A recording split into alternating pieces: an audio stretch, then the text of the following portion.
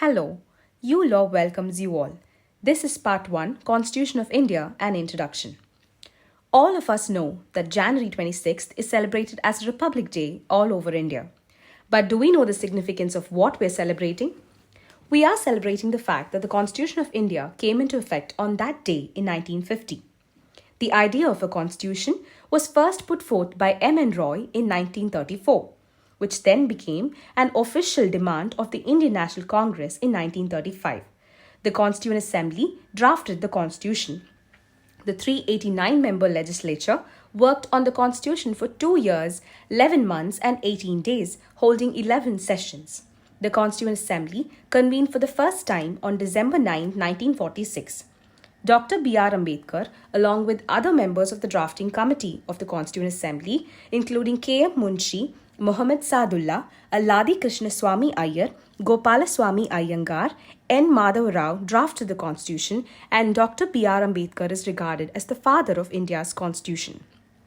The Constitution of India replaced the Government of India Act 1935. 26 November 1949 is the date on which our constitution became legally binding. In 1930, the date January 26th was chosen to announce complete freedom. On January 24, 1950, the Assembly's final session convened. It was not printed or typed out. It was handwritten by calligrapher Prem Bihari Narayan Raizada in a flowing italic style, with each page embellished by Shanti Niketan painters B.R. Sinha and Nandalal Bose. Raizada, who belongs to a family of calligraphers, was asked by Dr. Jawaharlal Nehru to write the first copy of the document. When asked how much he would charge, he had just one request. He wanted to sign on every page and sign on the last page with his grandfather. On December 13, 1946, the then Prime Minister Dr. Jawaharlal Nehru introduced the Objectives Resolution, which was later adopted as the preamble on January 22, 1947. At the Central Library of the Parliament, 3 exclusive copies of the Indian Constitution are kept in special helium-filled cases that are 22 inches long and 16 inches broad. It is the world's longest constitution. The Indian Constitution incorporates laws from the constitutions of several countries, including the US, UK, Soviet Union, France, and other countries. Before being finalized, in the original draft, nearly 2,000 changes were made. It is written in 2 languages, Hindi and English. Each member of the Constituent Assembly signed both of these copies. Dr. Rajendra Prasad, the first President of India, was the first person to sign the Constitution. Feroz Gandhi, the then President of the Constituent Assembly, was the last one to sign it.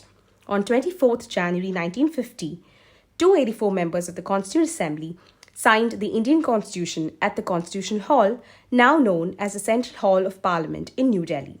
The preamble of our Constitution is inspired by the preamble to the US Constitution. The Constitution declares India a sovereign, socialist, secular, and democratic republic, assures its citizens justice, equality, and liberty, and endeavors to promote fraternity.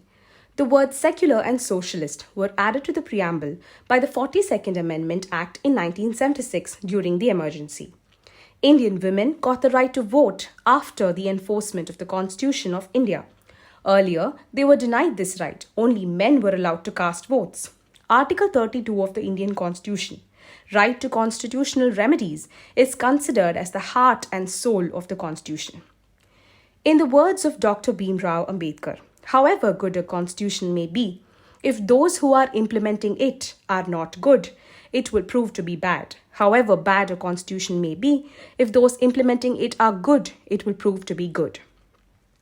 So this is Part 1, Introduction to the Constitution of India 1950. Have a nice day. Wishing you all the best. Like and subscribe to ULaw to know your laws. Also, share our video to those who might be willing to know the law like you do. Thank you.